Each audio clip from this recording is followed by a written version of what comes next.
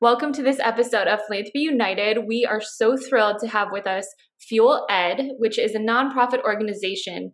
Their mission is to grow emotionally intelligent educators who build relationship-driven schools, which is quite an accomplishment and quite a mission statement. So welcome, ladies. Thank you for joining us.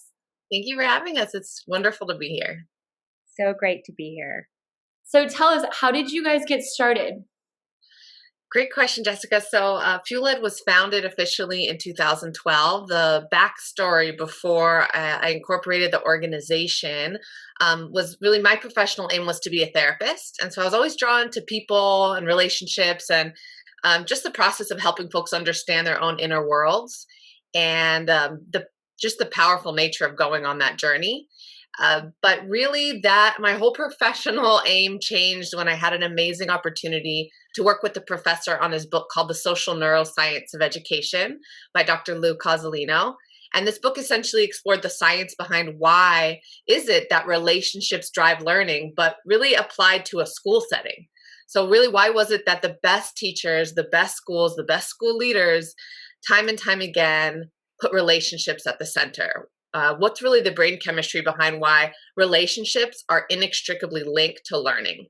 And so I was really on fire when I learned about that because it was what I believed my whole life about relationships and learning. But then I realized it could be applied to this really massive scale because teachers spend more time with children than even the best of parents. And so I was starting to look into, okay, so how are we preparing educators for this reality, for the fact that their jobs are relational and for the fact that, for the opportunity really that teachers could change students' lives, especially those students who'd experienced adverse childhood experiences or trauma. What the latest neuroscience was showing is that regardless of our history, we can change our brain, we can change our behavior, we can change our lives when we have just one caring adult. And so I got really interested in, okay, so how are we preparing educators to be this caring adult? And when I looked into, our systems of teacher preparation and support, I was really shocked to find that it's not something that's taught. Teacher prep focuses on content knowledge and instructional skills.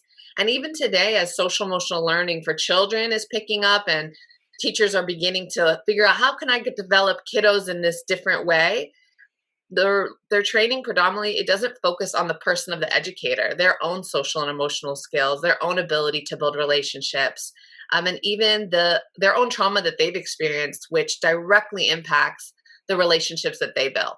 And so that's really why I founded FuelEd. I said, okay, this is this big gap, but also a huge opportunity. And we can actually just translate some of the best practices in professional development in this very similarly interpersonal field, that of counseling or psychotherapy. And so I took a lot of the practices that you see counselors getting trained in, a lot of the theories, and we bridge them for practical and useful application for educators. That's amazing. So how did you and Kelly get together? Kelly, do you want to tell that story? That's a fun one too. Get together. Sure. So it's interesting because my story is a little bit in reverse. I am a licensed therapist and have been practicing therapy for almost a decade, and was working with a lot of high trauma families, and maybe who were in the foster care system and who had gone through a lot of adversity. And so as I was trying to walk with these families as they were healing and growing, one thing I ran up against over and over was, I wish that these kids educators were on my team, on this clinical team, as we try to approach growth and healing with these families. And so there is this sense of wanting to go and impact that systemic piece coming from the clinical field. Oh, well, we have all these amazing new tools, but an hour a week, which is what you typically see in therapy, is not nearly enough. We need to impact the child's whole environment, home and school. And so, long story short, I ended up in a PhD program, and a friend of mine read about what Megan was doing and said, this is Kelly's heart and passion also. And so she connected us, and it was love at first sight. And so here we are 6 years later or something like that. I love it. So how do you get into schools? Talk to us about the implementation process of this.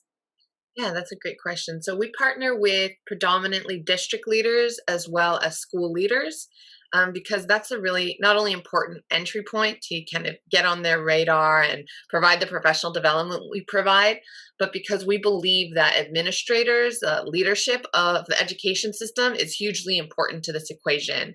If we develop educators' social emotional competencies, rather teachers in the classroom, and yet they're in a system that's potentially toxic, not relational, not a safe space for them to grow, we find more and more teachers just leaving the profession because not only did their training not match their task, but now the cultures they're in, they're recognizing the ways in which there's no space for their own relationships and growth. So we work with the teachers, but even almost more importantly, we create mindset shifts and personal development transformation in the leaders of the schools. The way that we do it is we have a sort of a formula. We expose them to the science, the skills, and the self awareness of relationships. So, on the science end, we think it's really important that all educators have this knowledge base of trauma, of how the brain forms, of attachment. Attachment is a really powerful and well documented field of research that really shows how our early childhood relationships shape who we are today and really throughout the lifespan. So we kind of give them that foundational knowledge in the science of relationships, which is very empowering and inspiring for educators because all of a sudden, everything that they ever experienced in the classroom, everything that ever worked, for example, oh, when I started kind of paying attention to the kiddos in this sort of way, they really opened up. Or didn't work. Oh, wow, this kid I thought was just a bad kid, was really turned off to learning. I realized he probably had trauma in his background. It just illuminates things for them. It gives them a new lens. The second S. Oh, Go yeah. ahead. No, go ahead. Okay. The second S is the skills. We teach some really foundational communication skills because once you learn about what it is to form a secure or insecure attachment and the benefits or harms of either, you're really motivated to say, okay, well, how can I form a secure attachment with my kiddos? And the communication skills of empathic listening, right? Being able to really hold space for someone's feelings and needs, as well as genuine communication, being able to express your own self in a clear and direct and healthy way are the two foundational building blocks of secure communication. And then last but not least, self-awareness is a really important component of the work we do. Research shows that regardless of as much work as you put into meditation or self-care or even learning these skills, if you're in your history, you have trauma that's unresolved, if you had insecure attachments in your past, you're simply more likely to build insecure relationships with others and repeat that history, unless you have the opportunity to unpack that and to do your own healing, which is why we help expose educators to this concept, as well as help them identify their own attachment style, talk about their childhood relationships, their triggers. It might seem like, why would I go there? I'm a teacher, why do I need to know that? But if we're not, as educators, if we're not healthy, if we haven't done our own self-work, there's actually no way that we can build the relationships that turn on academic, social, and emotional learning. And so that's sort of the framework of how we work with educators in schools. So can you talk about the different programs that you offer? I know there's one section that kind of focuses on empathy, and then there's other focuses. Can you kind of break down the different sectors that you offer? Yeah. Kelly, you want to take?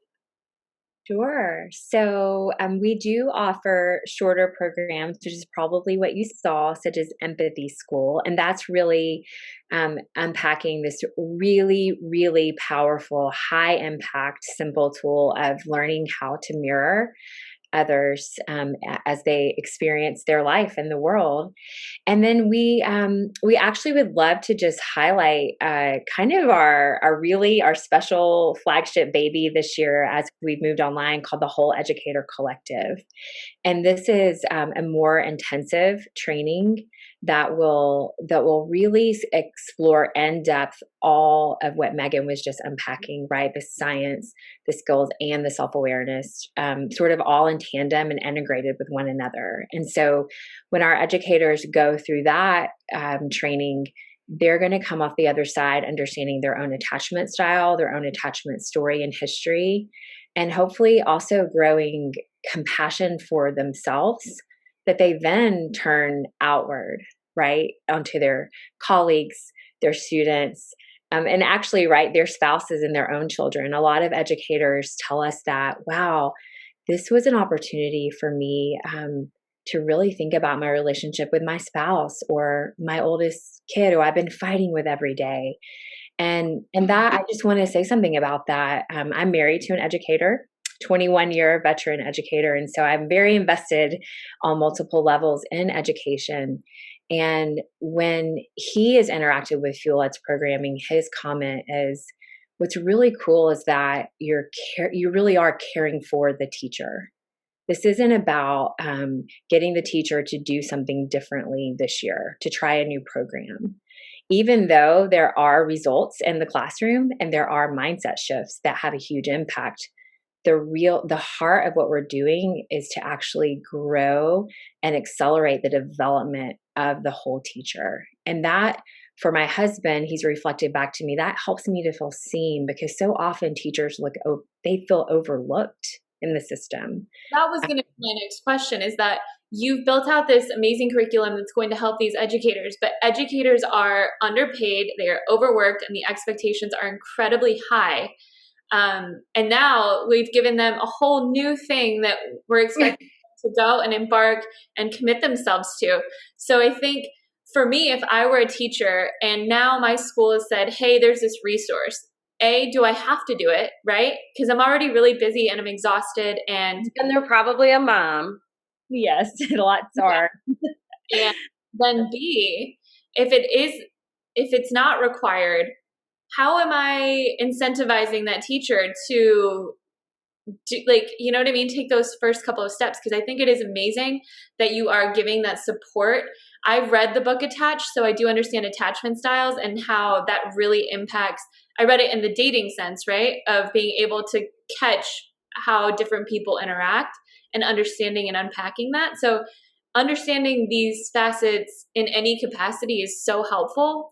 But once again, if I'm exhausted and I'm busy, why am I going to end up going through this? And why am I going to go hit start on that program? Oh, that's such a great question. First of all, I just want to name in the beginning of this question, you named it so well. Just the conditions that teachers are working in right now, and this pervasive sense of, am I seen?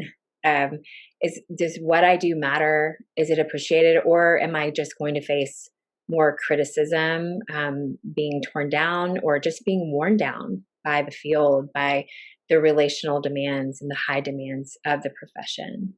And so I think that you bring up a really good question. It's so tricky, right?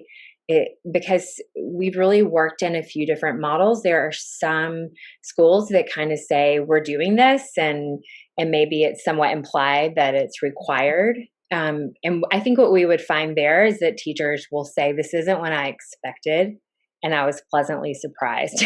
And so there's a bit of kind of an element of, they think that they're going into yet another program that they have to implement with students, and they come out thinking, cool, whoa, a weight lifted because I got to unpack that story. Do you think they think it's more of the same type of thing that they've been to? It's another seminar that they go to every year for their teacher workshop day. And they're like, oh, great, what makes you different versus what I had to do over Labor Day? Are we doing it in person, or are we doing it virtually? That's my other question too, because right now, if you tell me as a human being in business that I have to do one more large project virtually, I'm ready to fall under a rock. I think, Kendall, you hit it spot on, and it's something that we have been challenged with over the years, is making sure we are appropriately communicating expectations, because while there's certainly some, interesting element to the, oh, wow, I was pleasantly surprised, we definitely never want people to be so caught off guard. There's like, oh, I didn't know I was going there. Right. Like they weren't emotionally prepared to unload baggage they may or may not have realized that they had. Exactly. Because it is very much a deep and therapeutic curriculum in many ways. For years at FuelEd, we coupled our trainings with personal counseling for the educators. Yeah, and so after the kind of 3-day intensive, the educators were like, and you have therapy for a year, utilize that. And that was what the school provided in purchasing our work. Recently, we've actually developed systems outside of counseling and psychotherapy as we've grown to a more national scope. We said, okay, we're not going to, build counseling offices all over the US. How can we approximate the experience of therapy and that safe processing space? And so we recently launched, as a complement to the Whole Educator Collective, an initiative called Stewardship, where we actually train the educators in how to be in essentially therapeutic relationships with one another. It's certainly not therapy. They are not becoming licensed clinical professionals, and we would never claim that. But it's something we actually implemented with our team internally first for about 2-3 years. And we're like, wow, we're all at FuelEd, 10 of us, growing faster and like just in this supercharged way, like than we ever had before. And we'd all been through our curriculum and we'd all been exposed to the content. But all of a sudden, our growth and development through this system of support and feedback and a relational approach to it, it was like, we can't keep this from educators. And so that's why we actually built this cultural practice, from internal cultural practice, into our programs. So that's sort of to speak to Kendall's question. There's definitely an element of surprise, but we do the best we can to sort of vet the partnerships to ensure that for readiness. And Kelly can speak a little bit more as she kind of leads up our R&D, our research and evaluation efforts, is what we look for in the principals to ensure they're ready, and the schools to ensure they're ready, because there is a certain type of school principal, teacher that will be more ready to engage in this work. And then to Jessica's question, we have moved to the virtual world given COVID and the context. Before that, it was actually all in person, and we were always really strong proponents of that. Say, oh, this is deep work. It needs to be in person. It's relational. But we've been pleasantly surprised at some of the unforeseen benefits of moving to online, and the space that provides for educators to kind of be in the comfort of their home. It gives a little bit of protection. You could turn off your screen if it's getting overwhelming. There are certain elements to it that I think that can be actually beneficial, this type of training online. But definitely the Zoom fatigue is real. And that's something I think the whole world is coping with right now. And then the last thing I'll say is this idea that this can't be something put on teachers alone. This needs to be a moment for the education field and for the world to wake up and realize we have actually scoped out, we've defined we've outlined kind of the definition of a teacher incorrectly. Content is important, instruction is important, but ultimately teaching is about human development. So how can we make the training match the task? How can we make school systems create the support so this isn't an add-on? It's not another thing. We'll never have the outcomes for our education system and for our world that we want if we think of relationships as something to do at the end of the day on top of everything else. It's not something to add to the plate, it's the plate itself. So we need to redefine. I think that if you could get into all schools, the human development piece is truly what it's about. It's not about really anything else. And I think that that's now on the back burner, and we've become so focused with test scores and stats and things like that, that just, it doesn't really give that bear hug to the student that's needed. So how do you guys fund your organization? So we have a hybrid model, Meg. I don't know if you'd call it that, but we you have a combination of really amazing philanthropy partners, and so grant-funded work, and then we also do direct sales of our work to school systems. And so we really very much have a balanced sort of hand-holding partnership between the philanthropy world and the education world to fund this work that we're doing. So if somebody stumbled upon your site and decided, oh my gosh, this is a program I need to take, do they have to go? How can they do that? Can they purchase it through your website and do it at their leisure? Or does it have to be through their education system somehow? It's a great question. We really do try to produce content that educators anywhere can access, from our blogs to free webinars that we put on regularly, to really reduce the barriers for access to individual educators out there or education leaders. And so if you go on our website, there's an events page and you can see upcoming events and webinars. Right now, they're very timely around managing teacher stress, leading through crisis, understanding student trauma. I think these are all issues, teacher stress, student trauma, leading in crisis, that all of a sudden have come to the fore because of COVID, but they've always been part of education, teacher stress and the emotional nature of the job, the trauma that students are facing. It's now an issue for everyone. In many ways, it's always been, but now it's really just been highlighted so severely because of COVID. And so those are some free resources that individuals can access. And anything you wanted to add there, Kelly? Right. Well, I think that we could just give a little teaser that we are cooking up something in the kitchen, so that educators would be able to have a full experience of what FuelEd does as individuals. And so we are in the process of developing and working on what would essentially be a video based series, or even you could call it a course. And so we are working on developing that so that individual educators can care for themselves in that way. And of course, we will always continue to be pushing into schools and really highlighting also that the leadership's commitment to our work in helping educators implement what FuelEd does, right? So that readiness factor, a lot of that is really, from my perspective, just about, are the leaders really willing to support this work? Are they willing to provide time and space and respite for teachers to engage fully? And most importantly, are the leaders themselves vulnerable enough to go into this work for themselves? Are they willing to attend what we offer? And do that internal work, because again, this is a parallel process, right? So we have leaders, we have educators, we have students, and we want to see that growth at every level. And we think that's really key to healthy and whole cultures. Can you give us an example of a really detailed impact story of how this has, changed the life of either an educator or a student? Yes, love to share a story of an educator that I think has a lot of depth to it. And then if there's time, I have a little example of what Kelly was speaking to about how it's really a lot of times administrators taking this work to the next level that creates the system change.